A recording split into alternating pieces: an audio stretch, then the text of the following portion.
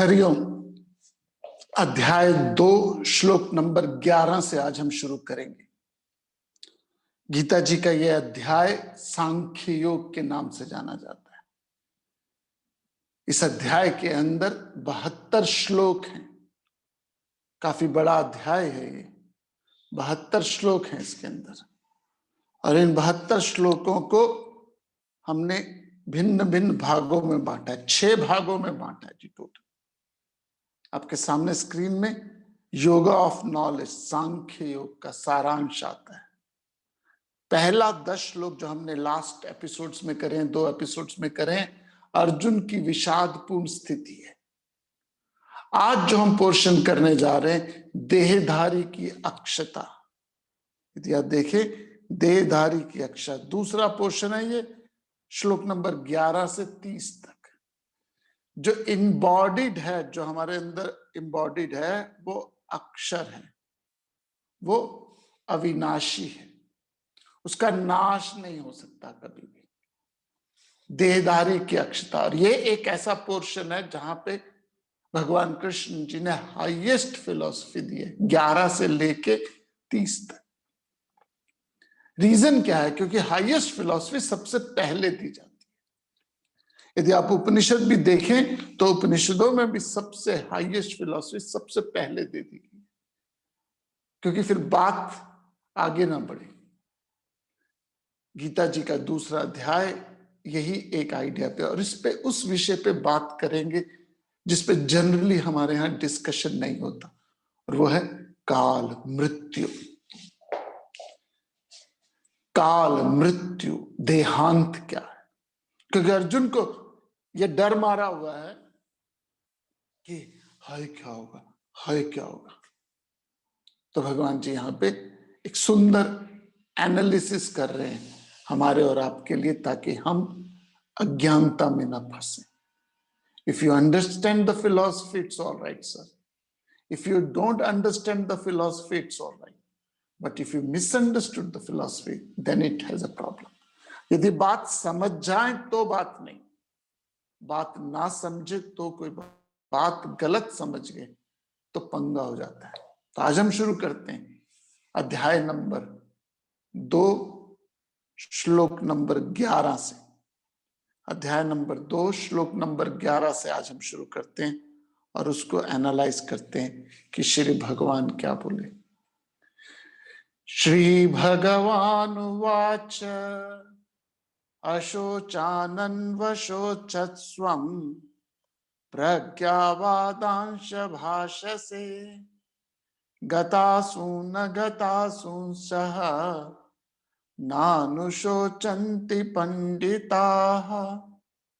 भगवान बोले, you have been grieving for those that should not be grieved for, and you speak the word of wisdom. The wise grieve neither for living nor for dead. जो शोक करने योग्य नहीं है उसको तू शोक करता है, और विद्वानों की सी बातें करता है। पंडित जन ना तो मृतक के लिए ना ही जीवित के लिए शोक करता है। शोक उसी का कीजिए जो अनहोनी होए, और अनहोनी होती नहीं, होनी है सो होए। अनहोनी होती नहीं, होनी है सो होए। इस संसार में कुछ भी अनहोनी नहीं है, कुछ। यदि डेथ ना हो तो अनहोनी है, यदि डेथ ना हो तो अनहोनी है। देहांत कहते हैं हमारे यहां डेथ को। यदि आपने नोटिस किया होगा, दूसरे अध्याय के 3रे श्लोक में भगवान जी ने एक भयंकर स्टेटमेंट दी, क्लेब्यम मस्मगम पढ़ता। इस श्लोक में एक हाईएस्ट ट्रुथ दिया। एक अच्छे वक्ता की यही गुण होता है, उसकी जो शुरुआत होती है वो बड़ी अच्छी होनी चाहिए। एक अच्छे आर्टिकल की भी यही गुण होते हैं। पहले 4 लाइनों में यदि आपने अपनी बात नहीं बता पा रहे, पीपल डोंट रीड फर्दर। कोई आर्टिकल आप लिखते हो, पहली 4-5 लाइनों में बात समझ आनी चाहिए कि व्हाट इज द धारा। मूवी भी देख रहे हो तो पहले 5 मिनट में वो ग्रिप कर लेनी चाहिए। यदि पहले 5 मिनट में मूवी ने ग्रिप नहीं किया, इट्स ओवर। अच्छे वक्ता के गुण होते हैं कि शुरुआत बड़ी सॉलिड होती है। तभी विवेकानंद जी की स्पीच किसी को इतनी याद नहीं है। शिकागो में दी गई वर्ल्ड रिलीजियस कॉन्फ्रेंस में दी गई विवेकानंद की स्पीच किसी को इतनी याद नहीं, सबको पहली लाइन याद है, the brothers and sisters of America. क्यों क्यों याद है? हिटिंग था, क्योंकि और लोग my beloved, my God son ऐसे बोल रहे थे। बारी सारी दुनिया के लोग सन ऑफ द गॉड और माय चिल्ड्रन, माय लॉर्ड ऐसे बोल रहे थे। Vivekananda started brothers and sisters of America. भगवान जी ने भी वही तरीका अपनाया, और मैं कहूंगा विवेकानंद जी ने यही तरीका अपनाया। गीता जी का पहले शब्द में, पहले श्लोक में बोला क्लेब्यम, नपुंसक, एक ऐसी शब्द जो हिल गया। यहां भगवान जी ने 11वें श्लोक में बोलते हैं गतासुंश्च गतासुंश्च। इस दुनिया में दो तरह के लोग हैं, एक जो चले गए, दूसरे जाने वाले हैं। कब जाने वाले हैं, क्यों जाने वाले हैं, कैसे जाने वाले हैं पता नहीं, लेकिन एक बात पक्की है कि जाने वाले। Highest truth. तू शोक करता है, बातें करता है पंडितों जैसी, विद्वानों जैसी बातें करता है। सांख्य योग तर्क पर आधारित ज्ञान है, भावनाओं पर आधारित ज्ञान नहीं है, लॉजिकल कंक्लूजन निकालता है। सांख्य का एक सिस्टमैटिक तरीका है, ज्ञान विज्ञान का हमें देता है, शोक नहीं देता। शोक उसी का कीजिए जो अनहोनी होए, और अनहोनी होती नहीं, होनी है सो होए। तो कहीं ना कहीं जाके हमारे जीवन में हम बेकार की चीजों में शोक करके रहते हैं। Death is nothing but a change of dress and address. Death is nothing but a change of dress and address. गतासुंश्च गतासुंश्च, परिवर्तन है। बचपन की मृत्यु हुई, जवानी का जन्म हुआ, जवानी की मृत्यु हुई, ओल्ड एज का जन्म हुआ, ओल्ड एज की मृत्यु होगी, दोबारा जन्म हो जाएगा। शेक्सपियर ने कहा जिंदगी एक स्टेज है, we all have our exit and entrance. देखिए जी, शेक्सपियर ने कहा the whole world is a stage and everybody is an actor and actress and they have their exit and their entrance. उल्टा बोला, सबकी एग्जिट है फिर एंट्री है। मीनिंग हम सब बार बार बार बार बार बार जन्म लेते हैं।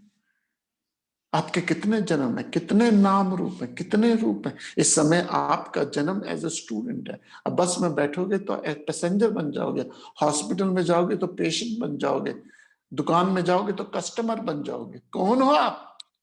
इस समय आप स्टूडेंट हो, ऑफिस में जाओगे तो बॉस बन जाओगे, हॉस्पिटल में जाओगे तो पेशेंट बन जाओगे, बस में फ्लाइट में बैठोगे तो पैसेंजर बन जाओगे। कौन हो आप?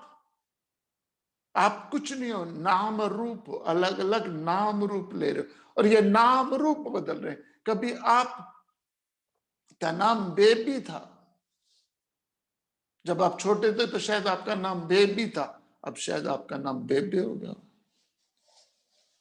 कभी आप छोटे से बच्चे थे, बाबा था, अभी भी आपको बाबा कहते हैं, लेकिन वो बाबा डिफरेंट है।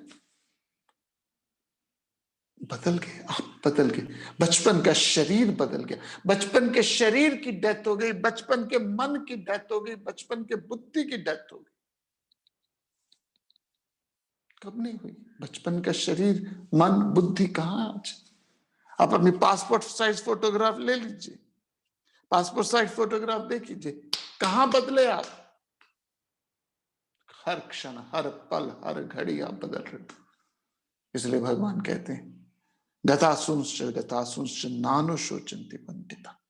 तो बातें ज्ञानियों जैसी कर रहा है, और ज्ञानी कभी भी गए हुए और जाने वाले की चिंता नहीं करते। ये सांख्य योग है, इसलिए पॉपुलर नहीं है। हमें पुचड़ू पुचड़ू चाहिए, हमें बेचारा किस्मत का मारा चाहिए, हमें संतावना चाहिए, हमें प्रॉमिसेस चाहिए, हमें कड़वा सच नहीं चाहिए, हमें हार्ड हिटिंग स्टेटमेंट नहीं चाहिए। इसलिए लोक गीता जी को इतना पॉपुलर नहीं हुई, क्योंकि ये भावनाओं पे नहीं चलती, ये बुद्धि पे चलती है। ये इमोशंस नहीं है, इमोशनल नहीं बनाती आपको लॉजिकल रीजन देती है। तभी हम शुरू करते हैं भगवत गीता अध्याय नंबर 2 श्लोक नंबर 12 से शुरू करते हैं। अध्याय 2 श्लोक नंबर 12 से श्रीमद् भगवत गीता ये एक ऐसा ग्रंथ है जिसमें श्लोक सबसे, ये ऐसा चैप्टर है जिसमें सबसे ज्यादा श्लोक है। क्या कहते हैं श्लोक नंबर 12, न त्वेवाहं जातु नासं न त्वं नेमे जनाधिपाः न चैव न भविष्यामः सर्ववयमतः परम्। भगवान कहते हैं never Indeed was I not nor you nor these rulers of the man also none of us will cease to be hereafter। ना तो कभी ऐसा था कि मैं तुम और ये राजा लोग नहीं थे, और ना ही कभी ऐसा होगा कि तुम और ये मैं और ये राजा लोग नहीं रहेंगे। सोचिए क्या कहेंगे भगवान जी। This is known as idea of contradiction. दूसरे अध्याय के तीसरे श्लोक में भगवान जी ने एक हाईएस्ट भयंकर स्टेटमेंट बोली, क्लेब्यम मास्म को पढ़ता अर्जुन तुम नपुंसक हो। अर्जुन हिल गया। 11वें श्लोक में जब अपनी वाणी को शुरुआत करी तो हाईएस्ट ट्रुथ बोला, सत्य बोला। अर्जुन इस दुनिया में दो तरह के लोग हैं, एक जो चले गए, दूसरे जाने वाले। लेकिन 12वें श्लोक में अपनी बात को कॉन्ट्राडिक्ट कर दिया, अपनी बात को उल्टा कर दिया। 11वें श्लोक में भगवान जी ने बोला इस दुनिया में दो तरह के लोग हैं, एक जो चले गए, दूसरे जाने वाले हैं। लेकिन 12वें श्लोक में भगवान कहते हैं मैं नहीं जाऊंगा। अच्छा भैया आप भगवान हो, आप कैसे जाओगे? अर्जुन तू भी नहीं जाएगा। अच्छा अर्जुन भक्त है भगवान का, कैसे जाएगा? और जितने भी राजा लोग हैं कोई नहीं जाएगा। इनक्रेडिबल। डेथ है क्या? आप कभी भी मरोगे नहीं, आपकी कभी भी मृत्यु नहीं होगी, किसी की भी मृत्यु नहीं होती। Death is nothing but a change. आप कहते हो मैं मरने के बाद कहां जाऊंगा, इसका मतलब आप मरने के बाद भी रहोगे। आप कहते हो इस जन्म से पहले पता नहीं मैं कहां था, इसका मतलब आप जन्म से पहले भी थे, आप मरने के बाद भी रहोगे। तो वो कौन है जो जन्म से पहले भी था? वो कौन है जो जन्म के बाद भी है?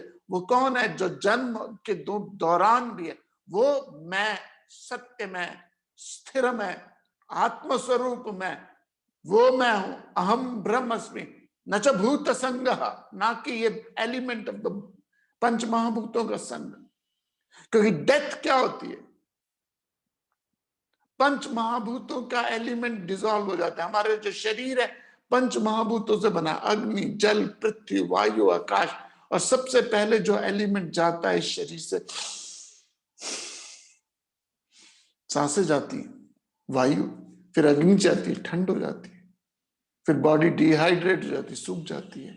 अग्नि, वायु गई, अग्नि गया, जल गया, फिर उसके बाद दबा दो मिट्टी में या अग्नि जला दो तो मिट्टी राख बन जाती है।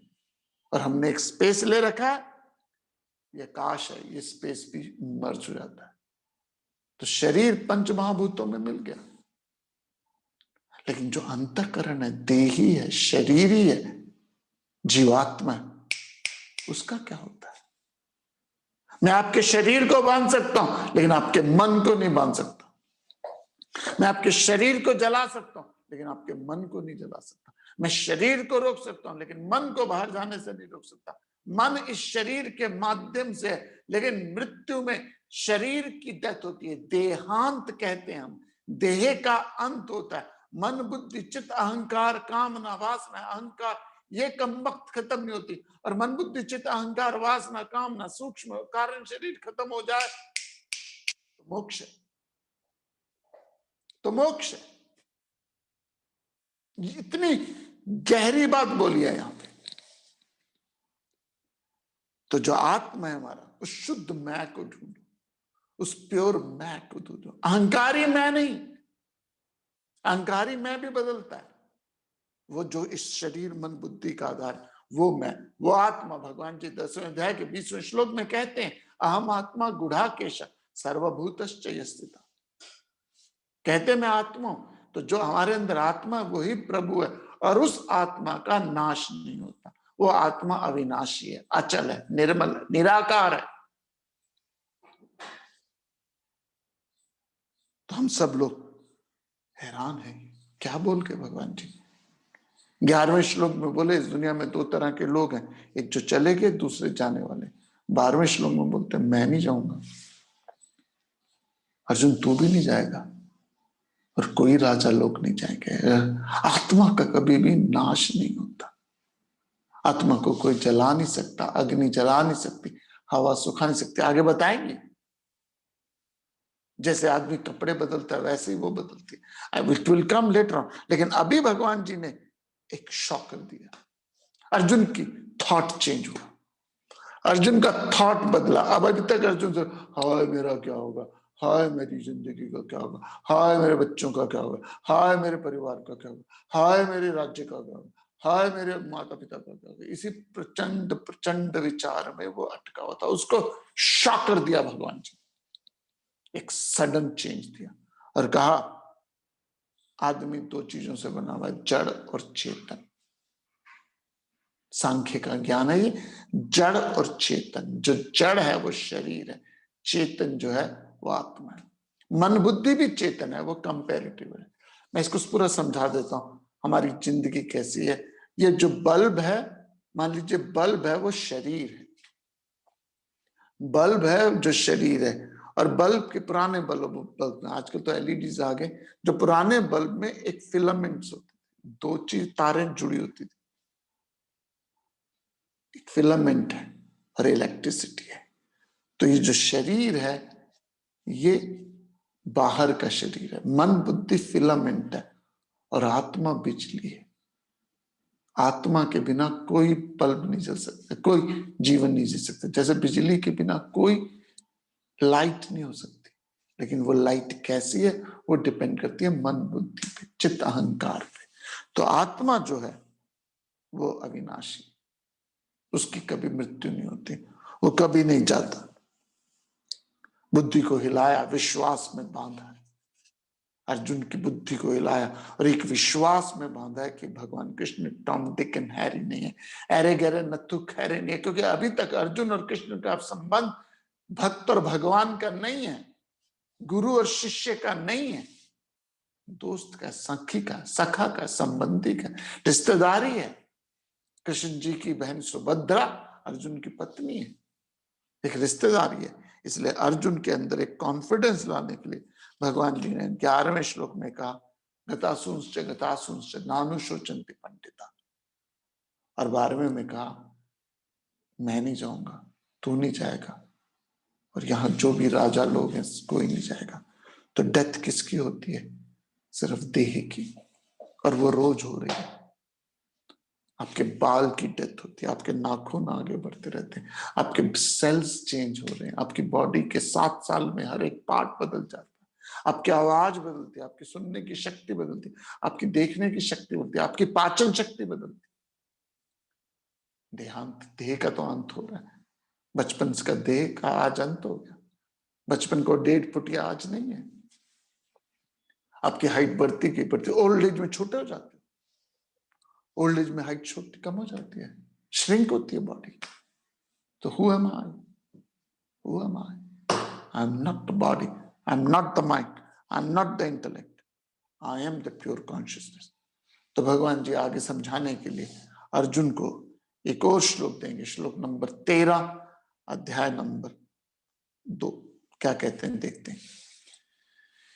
देहेनोऽस्मिन् यथा देहे कौमारं यौवनं जरा तथा देहांतर प्राप्ति धीरस्तत्र न मुह्यति।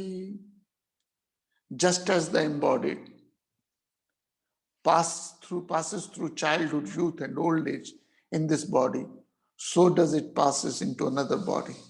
There the wise one is not grieved. जैसे शरीर ही शरीर के बाल, यौवन तथा वृद्ध अवस्था से गुजरता है, वैसे ही अन्य शरीर को प्राप्त होता है। इस कारण धीर पुरुष मोहित नहीं होते, मोहित नहीं होते धीर पुरुष, क्योंकि वो चेंज हो रहे। जैसे शरीर ही, देखिए एक चीज मैं आपसे रिक्वेस्ट कर रहा हूं, सीरियस स्टूडेंट हैं भगवत गीता के, तो ये बात समझ लीजिए, श्लोक नंबर 11 से लेके 30 तक कहीं पे भी भगवान जी ने आत्मा शब्द इस्तेमाल नहीं किया, जबकि आत्मा संस्कृत का शब्द है। 3 शब्द इस्तेमाल किए हैं, शरीरी, देही और देही नाम। 3 शब्द इस्तेमाल किए, देही, शरीरी और देही नाम, अर्थात ये देह है, इस देह के अंदर एक और शरीर है। तो इसके 2 मतलब निकाले जा सकते हैं। जब देही और शरीरी शब्द का इस्तेमाल किया है तो उसका मतलब मन बुद्धि चित्त अहंकार, सूक्ष्म शरीर और कारण शरीर भी हो सकता है, और उसका मतलब आत्मा भी हो सकता है। ये ऐसे ही है जैसे मैं आपको समझा देता हूं। हमारी ये बॉडी है, ये बॉडी है हमारी, ये बॉडी हमारी बाहर है। इस बॉडी को बांधा हुआ है 5 प्राणों ने, 5 प्राणों ने, एंड देन माइंड है, इंटेलेक्ट है, माइंड और इंटेलेक्ट है, एंड देन वासना है। ये 3 चीजें। तो जो बॉडी है, इस इतनी part of the body is known as gross body, ये ग्रॉस बॉडी है। माइंड और इंटेलेक्ट और प्राणास मिलके बना देते हैं सटल बॉडी, और वासना मिलके बनाती है कॉजल बॉडी। ये 3 शरीर हैं, causal body, subtle body and gross body. Causal body को संस्कृत में बोलते हैं कारण शरीर। तो ये जो बाहर की बॉडी है हमारे, ये स्थूल शरीर है, ग्रॉस बॉडी। प्राणों और मन के बीच में कनेक्शन है, प्राणों का मन का शरीर से कनेक्शन है, इसलिए प्राण पखेड़ू उतर गए कहते हैं हमारे यहाँ।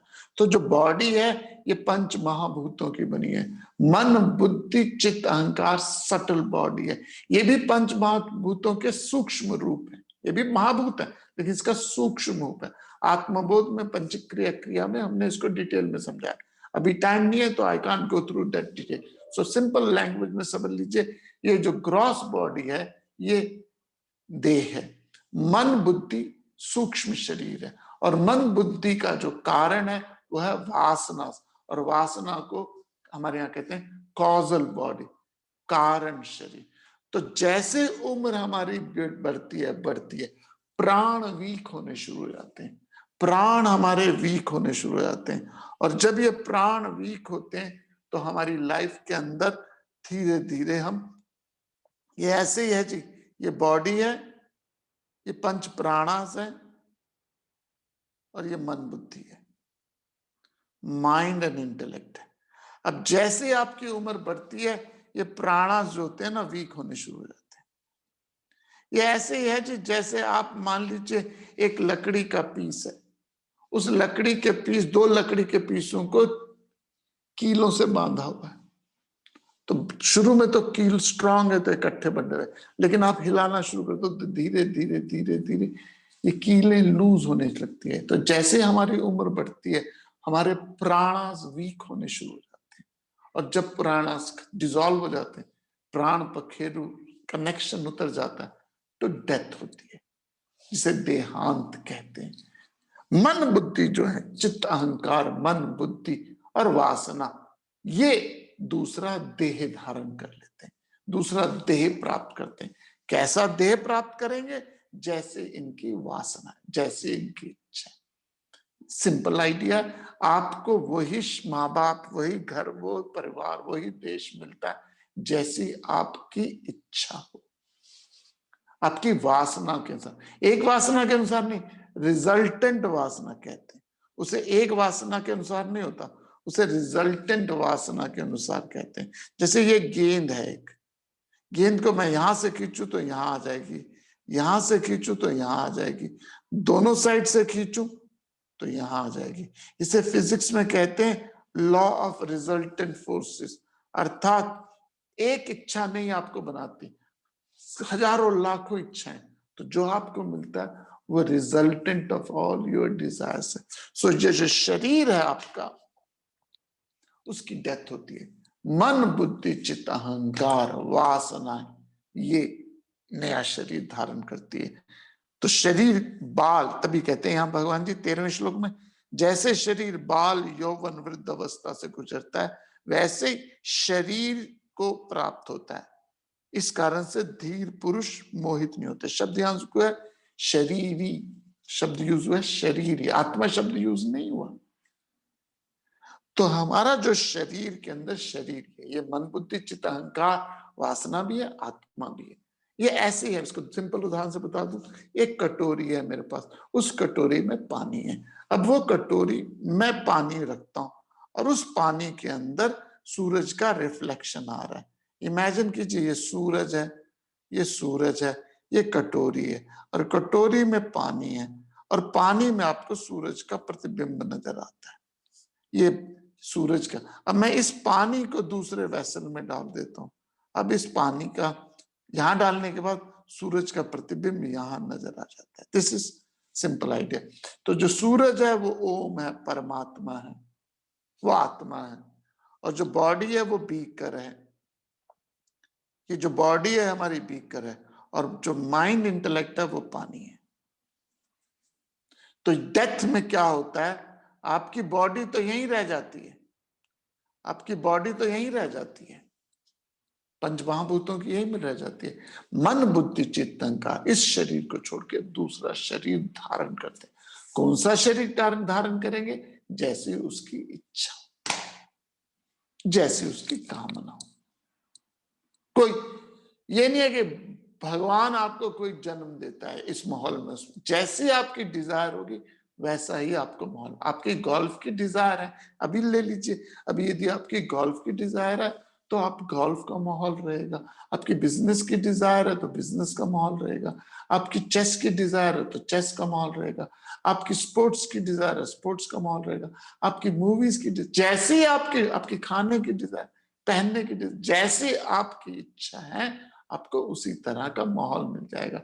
और वो माहौल में आप अपनी इच्छाएं खत्म कर सकते हो और बढ़ा सकते हो। जनरली हमें जो माहौल मिलता है वो इसलिए मिलता है कि हम अपनी कामनाओं को खत्म करके इस आवागमन के चक्कर से निकले। लेकिन हम करते क्या, कामनाएं और बढ़ा लेते हैं और न फिर जाके पुराना संसार में अटक जाते हैं।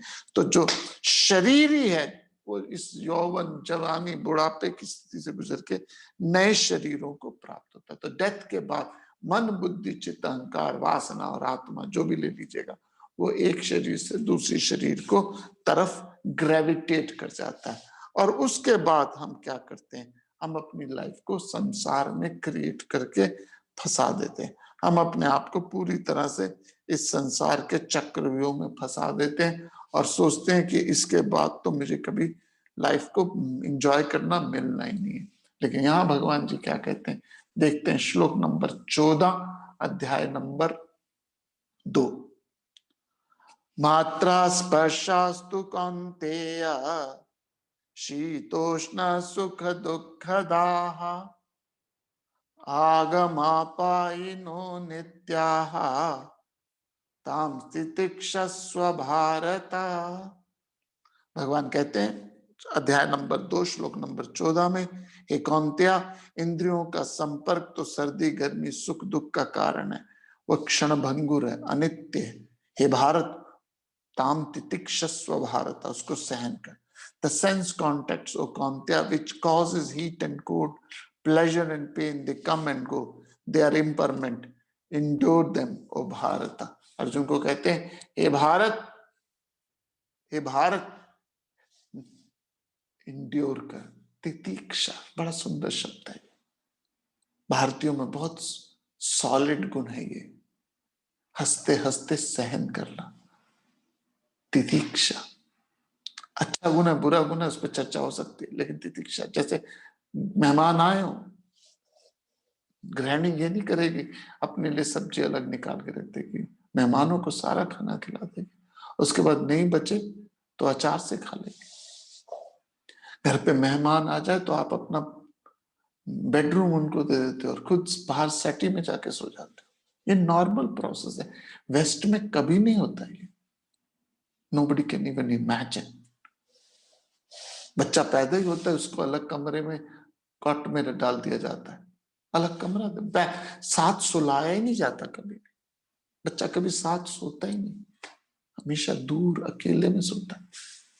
और जब रोता है रात को तो उसके पास जाके उसे दूध पिला देते हैं, फिर वापस कमरे में जाते, कहते रोने तो सीख जाएगा।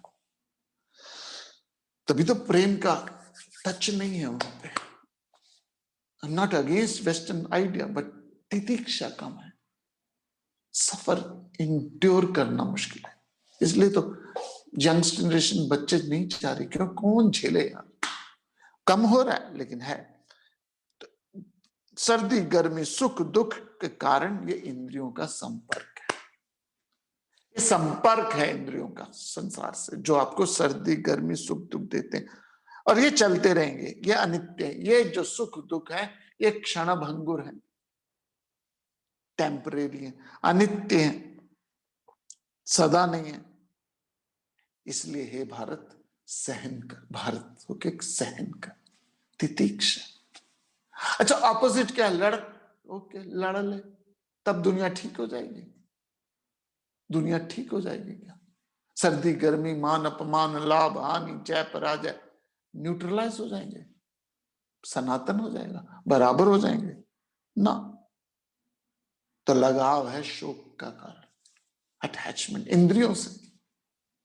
और ये इतनी नाशुक्रिया इंद्रिया, उम्र भर इसको पैम्पर करो, उम्र भर इसकी पुच्चू पुच्चू करो, और सबसे पहले ये आपको छोड़ के जाएगी, जीते जी इसकी वैल्यू खत्म हो जाएगी, स्मेल पावर खत्म हो जाएगी, टेस्ट पावर खत्म हो जाएगी। तभी बुजुर्ग लोग कहते हैं आजकल ओ मजा नहीं आ रहा चाह विच जड़ा पहले आंदा सी, आजकल ओ मजा नहीं आ रहा कड़ी विच जड़ा पहले आंदा सी। क्यों? क्योंकि टेस्ट बड़ा आपके वीक हो गए। बच्चे को बड़ा टेस्टी लगता है, हर चीज बच्चा मुंह पे लगाता है, क्यों? क्योंकि उसके टेस्ट बड़े बड़े स्ट्रांग होते हैं। तो आपका मेरा शरीर धीरे धीरे धीरे क्षय हो रहा है। तो हे कौन्तेय, कुंती पुत्र, दो नाम दिए, हे भारत, हे कौन्तेय, सहन कर। इसको इजीली नहीं है, लेकिन इसको तू सहन कर। कोई चीज नित्य नहीं है। तितिक्ष आगे क्या कहते हैं, अध्याय नंबर 2 श्लोक नंबर 15 में आगे क्या कहते हैं, देखते हैं। श्रीमद् भगवद गीता, यम ही न व्यथयन्ते ते पुरुषा पुरुषर्षभा समदुःख सुखम धीरम सोमृतत्वाय कल्प्यते। The man whom verily these effects not, O Purusharshava, balance in pain and pleasure, steadfast, he is fit for immortality. हे पुरुषर्षभा, जिसको वास्तव में व्याकुल नहीं करते, सुख दुख में संतुलित, वह धीर मोक्ष के योग्य हो जाता है। शब्द यहां यूज किया पुरुषर्षभा, मनुष्य में बैल की तरह, मनुष्यों में बैल की तरह। हमारे देश में गाय और बैल की पूजा होती है, क्यों? क्योंकि वो लेते क्या हमसे, सूखी घास और पानी, देते क्या, hard work, an attitude of gratitude होता हमारा। हमारा एक एटीट्यूड ऑफ ग्रेटिट्यूड है कि उतना दिया। तो पुरुषर्षभा, मनुष्य में बैल की तरह, बहुत सेवा करते हैं हमारे लिए। सुबह रात को 2 बजे भी यदि बैल को बोलो, अब तो ट्रैक्टर आ गए, बैल को बोलो कि चल खेत करने चलते हैं, चल पड़ेगा। और आप अपने लगते जिगर को रात को 2 बजे बोलो कि मुझे एयरपोर्ट छोड़ा, कहेगा पागल हूं मैं, बोला लो जाओ, क्रेजी थोड़ी मैं ले छोड़ने जाऊंगा आपको। पुरुषर्षभा, अमृत के योग्य। तो जो आदमी सहन करता है, जो आदमी व्याकुल नहीं होता, जो आदमी प्रिटर्ब नहीं होता, सुख दुख में संतुलित है, वो मोक्ष के लिए योग्य है, अमृतम के लिए योग्य। अमृत मीन्स जब मंथन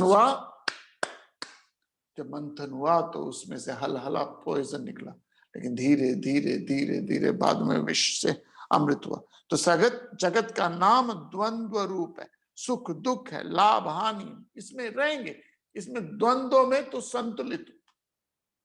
इसलिए गणेश जी का एक दंत दयावंत चार भुजाधारी, गणेश जी के अंदर एक दांत हमेशा दिखाते, मैंने बहुत बार बताया, एक दंत है। एक दांत का मतलब है गणेश जी द्वंद्वातीत है, दोनों द्वंद्वों से ऊपर निकले, वो द्वंद्व नहीं है उनमें कुछ भी, लेकिन हम द्वंद्वों में फंसे हुए।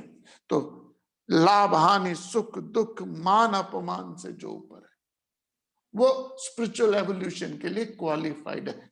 स्पिरिचुअल नहीं है अभी, अभी वो क्वालिफाइड है, मोक्ष के लिए क्वालिफाइड है। मोक्ष is a total different ball game. उसकी शुरुआत क्या करो, लाभ हानि सुख दुख मान अपमान से कम शांत रहो, और जितना आपका मन शांत है उतने आपका पीस है, otherwise you are in pieces. आगे हम चर्चा करेंगे अगले एपिसोड इसी विचार के साथ। हरिओम तत्सत।